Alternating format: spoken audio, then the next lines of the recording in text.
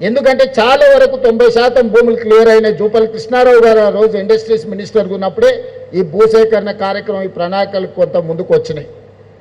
ఆ రోజే ఇచ్చి ఆ రోజే డబ్బులు తీసుకుంటే ఈ కొంచెం ఇసుట యాచారం దాటితే నాగార్జున సాగర్ రోడ్లైనా యువతల కడతాల ఆమన్గాలు దాటితే ఇక్కడైనా మంచి భూములు వచ్చేది. ఇప్పుడు ఆ అవకాశం కూడా పోయింది. రోజుకు ధరలు పెరుగుతూ ఉన్నాయి. అప్పుడో ఇప్పుడు అడుగుతుంటే తెలిసిన వాళ్ళు ఏమయ్యా భూమి ధర ఎట్లుందని, ఏమన్నా 5 ఎకరాలు కొనుక్కుందాం ఫ్యూచర్ సిటీ దగ్గర నేను అడిగితే 6 నెలల కింద 3 కోట్లు చెప్పారు, ఇప్పుడు 6 కోట్లు చెప్తారు. అంటే ఇక జీవితంలో ఆయన 3 కోట్లు అయినప్పుడు ఎక్కువ అనుకున్నాను, ఇప్పుడు 6 అయింది. ఇంకా కొనుక్కునే మా స్థాయి దాటిపోయింది. ఇంకా భవిష్యత్తులో ఎప్పుడు మాకు ఫ్యూచర్ సిటీలో భూమి లేదనుకునే పరిస్థితి వచ్చేది. అందుకే ఎప్పటికప్పుడు ధరలు పెరుగుతూనే ఉన్నాయి.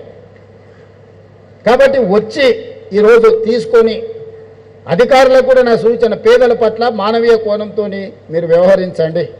వాళ్ళు శత్రువులు కాదు, వాళ్ళు మన అభివృద్ధి కోసం భూములు ఇస్తున్నారు. ఈ అభివృద్ధిలో వాళ్ళు భాగస్వాములు అవుతున్నారు. వాళ్ళని గౌరవించండి, వాళ్ళకి మర్యాద ఇవ్వండి, వాళ్ళని పిలిచి కూర్చోబెట్టి మాట్లాడండి.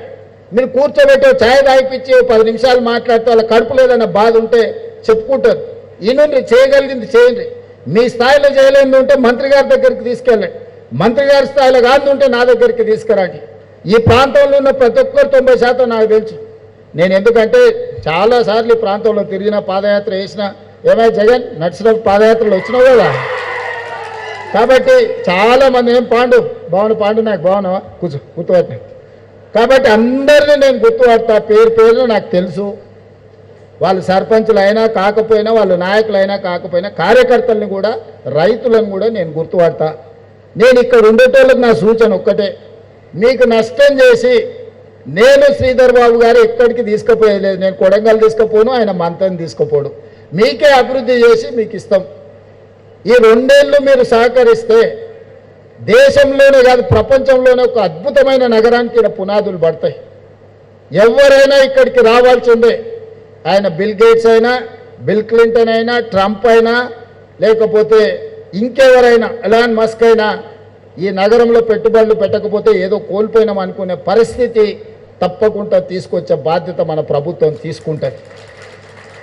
ఈరోజు యుద్ధ పరిస్థితుల్లో ఆనాడు ఇండియా పాకిస్తాన్ ఆపరేషన్ సింధూర్ జరుగుతున్నప్పుడు దేశం మీద దాడులు జరుగుతున్నాయి అనుకున్నా మనము ప్రపంచ అందాల పోటీలు మన నగరంలో నిర్వహించినాం.